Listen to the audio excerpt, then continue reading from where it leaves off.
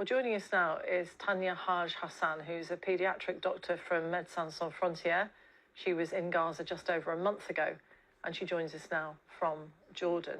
Tanya Haj Hassan, thank you for joining us here on BBC News. I understand that you know the doctor who accompanied Dr. Al-Najjar to identify her children who had died in this attack. What are you hearing via that doctor?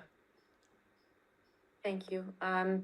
Just to clarify, I was in Gaza with the charity Medical Aid for Palestinians, although I also do work for Médecins Sans Frontières, MSF. So Dr. Alaa worked in the emergency department of Al-Nasser Hospital, or works in the emergency department of Nasser Hospital. She was on call the day that her children were killed yesterday. She was taken to the hospital by her husband, also a physician, to work in the pediatric emergency department. Her husband went home, and my understanding from her colleagues, my colleagues in the building where we all worked, including Dr. Alaa, is that as soon as her husband got home to be with the children while his wife was at work on call in the emergency department, the home was struck. Dr. Alaa received word that her children's bodies were brought to the hospital.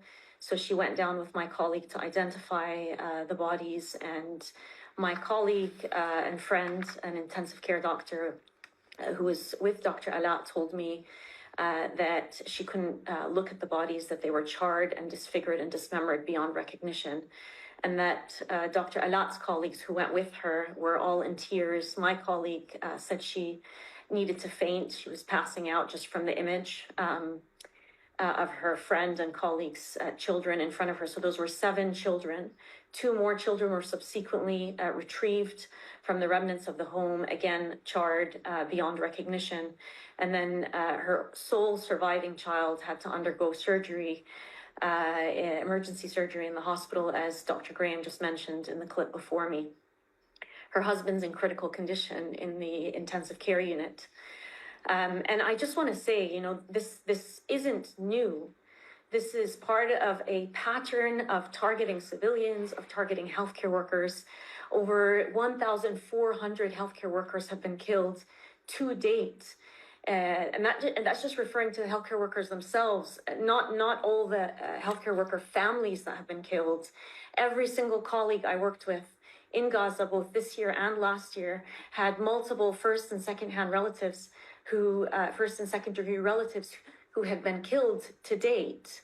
I have a healthcare worker colleague who recently, who lost the majority of his family a year ago, and recently, while I was in Gaza, received a phone call to say that his father and brother were also killed minutes prior, and his sister is paralyzed from the neck down. This means his entire family, for the most part, is either killed or debilitatingly injured. And what do we tell these people? What do we tell these people about why we're not putting a stop to every single red line that has been crossed to date? And you know, this is a systematic pattern. There's a group of renowned documentary makers who made a documentary commissioned by the BBC on attacks on healthcare called Medics Under Fire. The production's been delayed several months, and I would really like to urge the BBC to push for its release as soon as possible. This needs to be documented.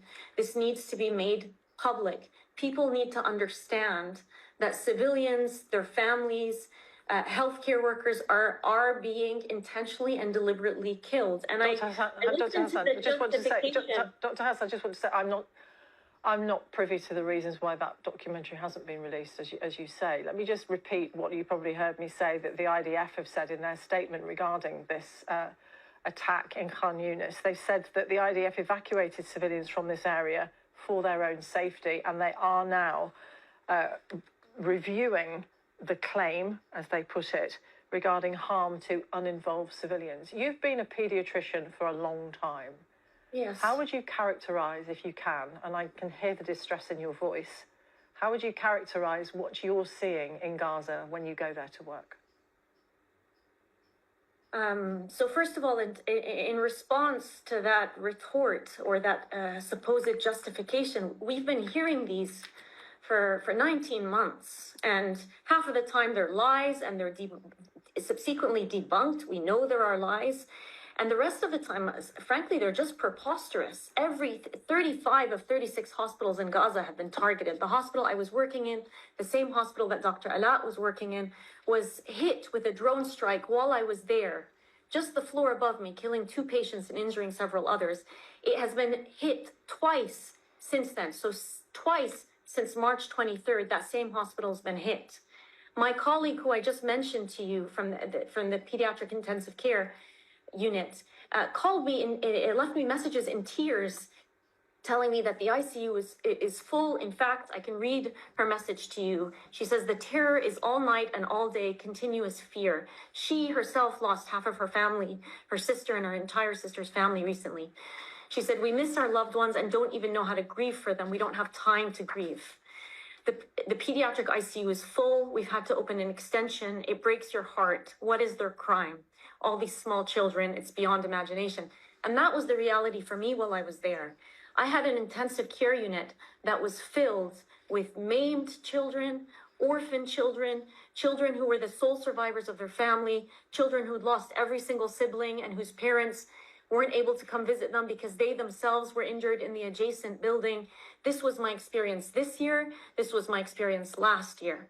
So to hear even airtime being given to these preposterous justifications by the Israeli spokespeople, when every single credible human rights organization, every single credible humanitarian organization is coming on delivering the same consistent message, saying this is consistent with genocide, saying that these are crimes against humanity, saying that civilian and humanitarian infrastructure is repeatedly and systematically targeted. I just don't even understand why we're giving these claims airtime anymore. Well, instead of focusing on credible organizations who are bravely... Dr. Hassan, we certainly do that. We certainly do that. And indeed, in the last week, we've also been reporting on how allies of Israel, namely France, Canada and the United Kingdom, have been extremely critical of Israel's renewed military operation in Gaza. But you will understand why we have to reflect what the IDF says when we go to them for a statement. Just finally and briefly, if you can, I know it's a huge question, but what's the most pressing thing that Gaza needs in medical terms? An end to the bombing.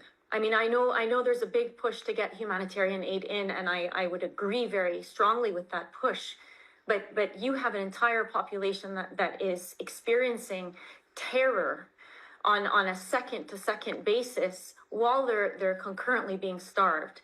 So you need frankly a entire peacekeeping force to be on the ground at the moment, ensuring that Palestinians in Gaza are protected and that they're receiving the aid that they need. That needs to be the first absolute step. And then all the subsequent steps of rebuilding and, of course, accountability for all of these crimes, including the complicity of countries, of institutions, of individual politicians who have been allowing this to continue for 19 months. When we've experienced genocides of the past and we've avowed as a people to say we're not going to allow these things to happen again, and yet we've allowed them to happen for 19 consecutive months now. Well, it's incumbent upon me, of course, to say that the Israeli government continues to state that genocidal acts are not taking place in Gaza. You don't ask the perpetrator. The perpetrator of genocide. We have to ask the Israeli, Dr. Hassan, we have to ask the Israeli government for their response to these things. Right. And that is, sorry to talk across you, but as you know, that is the response they give. And that is what we are reflecting. I would appreciate it if you also, in addition to that response, mentioned that Amnesty International, Doctors Without Borders, Human Rights Watch, the International Court of Justice would all beg to differ. And also, we have reported as well, in only March, we reported on a number of instances whereby UN officials, including the Special Rapporteur to Gaza, have described genocidal acts as taking place, and we have reported that.